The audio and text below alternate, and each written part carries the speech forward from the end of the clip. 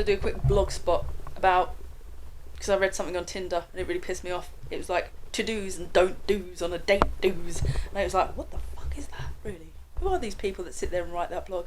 Who are they? And who are they to tell anybody else not to do this or not to do that? I mean, really, if it says define your boundaries, well then talking about your ex is a brilliant way to define your boundaries, is it not? If you've messed up, you learn from experience. If you can highlight the character faults that you found in this person that was the sort of person that was just basically out to get what they could get, that kind of person isn't on my agenda.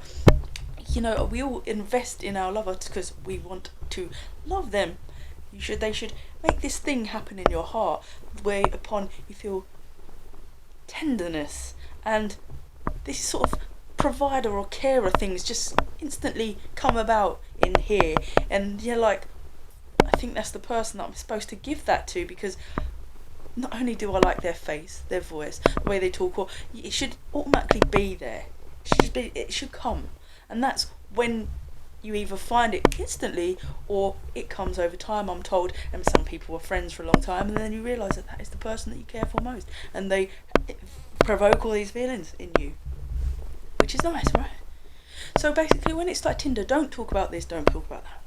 Talk about your ex is a great way to define that, because they often hurt and scar us, and sometimes we're even with them for all the wrong reasons, just out of pure selflessness, because we feel like we're saving them from a life that is bleaker, darker, more decadent and unstable. But in a PC world like the UK, it's called selling yourself, which is still have to be okay, even if it's putting your arse on Gumtree, which I got thrown out of a Dyke event for saying. Even though my ex herself would not disagree with that, she would call it art, advertising her arse for sale on Gumtree. True story.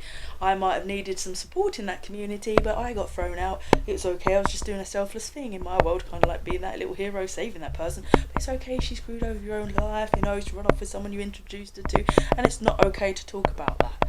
But I think that's a great way to define a boundary, like, I can never have that happen again.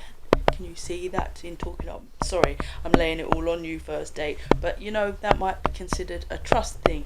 They tell you not to do that on Tinder. Fuck off, Tinder. So basically, what was I trying to say? Anyway, the UK.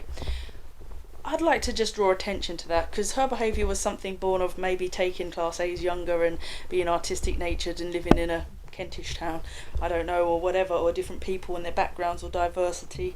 But nowadays I'm seeing on the BBC programming, and it's telling everybody to be this, it's okay to be this, and I find that all pretentious, absolute bollocks.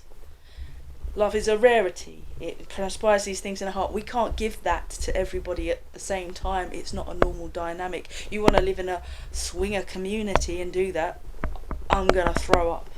If you're going to tell me that, you know, it's about open relationships, I'm going to throw up.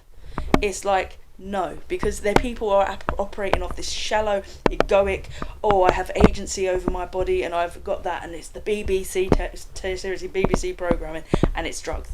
That's what's become of the UK, and what's becoming of the Western world is like this. You know, I was looking at depictions of how the different countries depict each other. The French and the Germans and the English are just that stereotype with no teeth, you know, drinking a beer, football hooligans, and the French, whatever. You know, it's like, well, they're bringing in the drugs, they're doing this and this, and it's like, oh, it's love in society, oh, it's an empowered society, oh, it's this in society, blah, blah, blah. Bollocks.